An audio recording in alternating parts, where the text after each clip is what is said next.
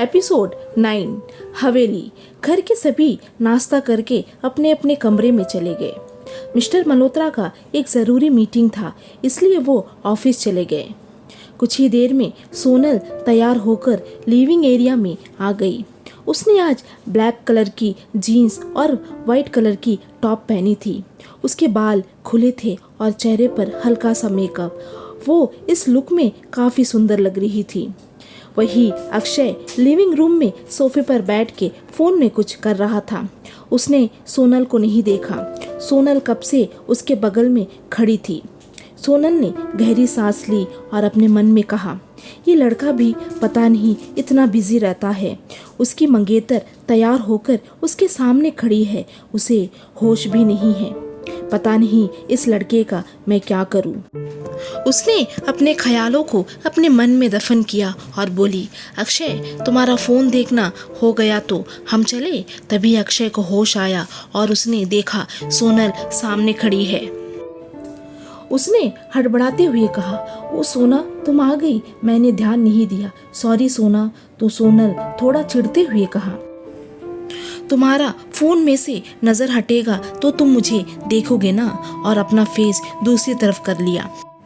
तो अक्षय सोफे से उठते हुए उसके पास आ गया और उसके दोनों हाथों को पकड़ते हुए सॉरी कहा।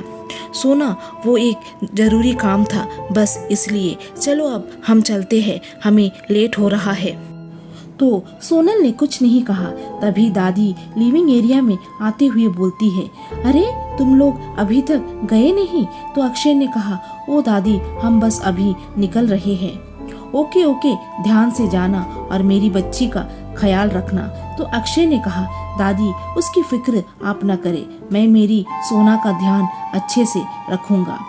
दादी ने कहा, ठीक है, अब तुम लोग जाओ और जल्दी आ जाना। तो सोनल ने कहा, ओके दादी अब हम चलते हैं। उन दोनों ने दादी को बाय कहा और घर से निकलकर कार के पास आ गए, जहां पहले से ही ड्राइवर BMW कार लिए उन लोगों का वेट कर रहा था। ड्राइवर ने कार का डोर खोला और सोनल और अक्षय दोनों साथ में ही बैठ गए। ड्राइवर ने डोर बंद किया और ड्राइविंग सीट पर आ गया। उसने कार स्टार्ट की और हवेली से निकल गया। दादी लिविंग रूम में बैठकर उन दोनों को जाते देख रही थी। पता नहीं सोनल ने इस लड़के में क्या देखा, मुझे तो ये बिल्कुल भी पसंद नहीं। हे माता रानी मेरी बच्ची का ध्यान रखना। और उसने अपने हाथ जोड़ लिए। कृष का घर। कृष लगभग आधे घंटे में घर आ गया था। घर पर सिर्फ कृष की माँ शकुंतला देवी ही थी। कृष के पिता दुकान चले गए थे और बहन कॉलेज गई थी। कृष के पिता का नाम चंद्र प्रताप सिंह था और बहन का नाम साक्षी, जिसकी उम्र लगभग 19 साल की होगी। साक्षी पढ़ने में बहुत होशियार थी। वो दिल्ली यूनिवर्सिटी में कॉमर्स लेके पढ़ाई कर रही थी। उसे स्कॉलरशिप मिली थी, इसलिए वो इतने बड़े यूनिवर्सिटी में पढ़ाई कर पा रही थी। कृष घर आकर सीधा वॉशरूम चला गया। शकुंतला देवी ने जब कृष को देखा तो कहा, तू आ गया बेटा? कृष ने वॉशरूम से कहा, हाँ माँ जल्दी नाश्ता दे दो, मैं अभी फ्रेश होकर आता हूँ, मुझे भूख लगी है। शकुंतला देवी ने कहा, हाँ नाश्ता तैयार है, तू नहा के आ जा। कुछ ही देर में कृष फ्रेश होकर आ गया। तब तक माँ ने नाश्ता टेबल पर रख दिया। कृष ने नाश्ता देखा और माँ को कहा, माँ तुम तो ग्रेट हो, तुमने आज मेरी पसंद का नाश्ता बनाया। तो शकुंतला देवी ने कहा, हाँ मेरा बच्चा, तुझे पोहे पसंद है ना, इसलिए आजा जल्दी से खा ले। तो कृष ने अलमीरा से पैंट और शर्ट निकाला और पहनकर पोहे खाने बैठ गया। वो नाश्ता कर ही रहा था कि उसकी पॉकेट में रखा फोन बजने लगा। उसने देखा उसका मैनेजर का फोन था। उसने फोन देखा और कहा, ये मुझे क्यों कॉल कर रहा है? उसने कुछ सोचा और कॉल रिसीव कर लिया। सामने से आवाज आई, कृष जितना जल्दी हो सके फैक्ट्री आ जा, बड़े साहब आए हैं और तुझे बुला रहे हैं, जल्दी आ जा। उसने कुछ कहना चाहा लेकिन तब तक फोन कट हो चुका था। उसने गहरी सांस ली और अपने मन में कहा, बड़े साहब मुझसे क्यों मिलना चाहते हैं। तभी शकुंतला देवी ने कहा, कृष क्या हुआ, किसका फोन था और तू नाश्ता क्यों नहीं कर रहा। तो कृष ने हड़बड़ाते हुए कहा, माँ फैक्ट्री से कॉल आया है, मुझे जाना होगा, कुछ काम आ गया लगता, और कुर्सी से उठ गया। शकुंतला देवी ने कहा, अरे तू तो अभी आया है, अभी फिर जा रहा है, बेटा तेरी तबीयत खराब हो जाएगी। तो कृष ने कहा, माँ उसकी फिक्र तुम मत करो, मैं जल्दी आ जाऊंगा। लेकिन कृष नाश्ता तो कर ले। नहीं माँ अभी टाइम नहीं है, मैं लौट के आऊँगा तो तब खा लूँगा। और वो जल्दी जल्दी अपना फ़ोन और वॉलेट लेके घर से निकल गया। लगभग 15 मिनट में वो फैक्ट्री पहुंच गया। वो जल्दी से मैनेजर के पास गया और कहा, सर मैं आ गया हूँ, क्या बात है, मुझसे कोई गलती हुई क्या। तो कुणाल ने कहा, पता नहीं, बड़े साहब ने मुझे कुछ नहीं बताया। तू जा सर के कैबिन में, सर तेरा वेट कर रहे हैं। कृष का तो डर के मारे हालत खराब थी। उसने कुछ सोचा और कैबिन की तरफ बढ़ गया। वो डोर के पास आकर खड़ा हो गया। उसकी हिम्मत नहीं हो रही थी अंदर जाने की। उसने महादेव का नाम लिया और कहा, हे महादेव बचा ले आज मुझे, पता नहीं मैंने ऐसा क्या गलती की है जो बड़े साहब ने मुझे बुलाया है। उसने गहरी सांस ली और डोर नॉक किया। अंदर से एक भारी लेकिन दमदार आवाज आई, कम इन। कृष का दिल तो मानो धड़कना ही बंद हो गया। आवाज सुन के उसने एक लंबी सांस छोड़ी और धीरे से डोर खोला और अंदर आ गया।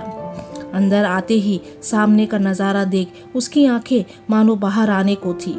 उसने देखा रोहित सर झुकाए मिस्टर मल्होत्रा के सामने खड़ा था। उसे कुछ समझ में नहीं आ रहा था, आखिर हो क्या रहा है।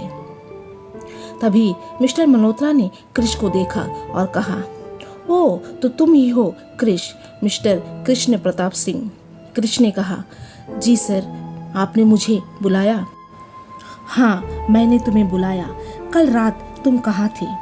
तो कृष ने कहा, सर मैं घर पर था। तो मिस्टर मल्होत्रा अपने कुर्सी से खड़े हुए और कृष के पास आने लगे। उसे आता देख कृष के कदम पीछे जाने लगे और उसका बदन अपने आप कांपने लगा। मिस्टर मल्होत्रा ने झट से उसके कॉलर को पकड़ लिया और उसे खींच के एक चाटा जड़ दिया। कृष का चेहरा एक साइड झुक गया और उसने अपने गाल पर हाथ रख लिया। तो मिस्टर मल्होत्रा ने कहा, शट अप यू बास्टर्ड, कल तुम मेरी बेटी के साथ क्या कर रहे थे। अब तो कृष का माथा घूमने लगा। उसने रोहित को देखा जिसका चेहरा गुस्से से लाल था और फिर मिस्टर मल्होत्रा जो तो उसे खा जाने वाली आंखों से घूर रहे थे।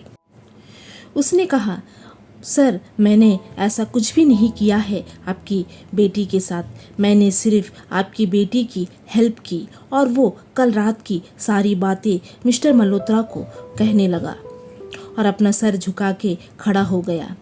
मिस्टर मल्होत्रा ने रोहित को देखा, फिर कृष को, और उसने कहा, तुम्हें मैंने मेरी बेटी के लिए अपॉइंट किया था और तुम हो कि, और तुम दोनों अपने दोनों कान खोलकर सुन लो, अगर ये बात इस कमरे से बाहर गई तो तुम सोच भी नहीं सकते तुम दोनों का मैं क्या हाल करूँगा।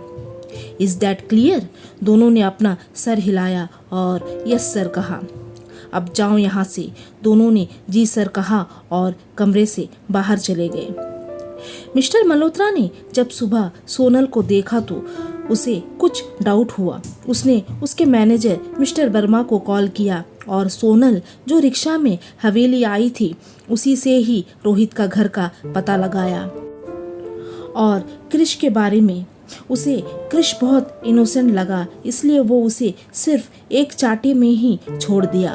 उसने कृष की सारी इन्फॉर्मेशन कलेक्ट कर लिया, इसलिए उसने कृष को ज़्यादा कुछ नहीं कहा और वो अपनी कुर्सी पर आकर बैठ गया और अपने मन में कहा, अक्षय मैं तुम्हें नहीं छोड़ूंगा। तुमने मेरी बेटी को कल कितना रुलाया। जिस दिन मुझे तेरे बारे में सारी इन्फॉर्मेशन मिल गई उस दिन तुम्हें मुझसे कोई नहीं बचा सकता और तभी उसका फ़ोन बजने लगा। उसने देखा उसके मैनेजर मिस्टर वर्मा का कॉल है। उसने कॉल रिसीव किया तो सामने से आवाज़ आई, सर उसकी सारी डिटेल्स मैंने आपको सेंड कर दी है विथ फ़ोटोज़ के साथ, आप चेक कर लीजिए। और मिस्टर मल्होत्रा का फेस कठोर हो गया।